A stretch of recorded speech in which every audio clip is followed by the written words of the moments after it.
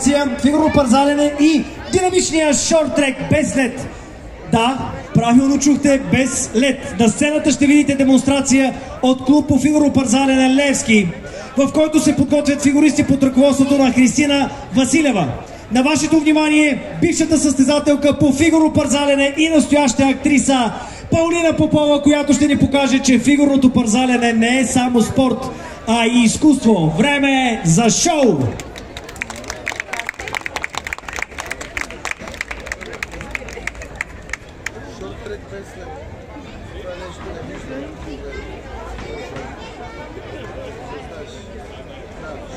Ladies and gents, this is the moment you've waited for. I'm searching in the dark, it's like soaking through the floor.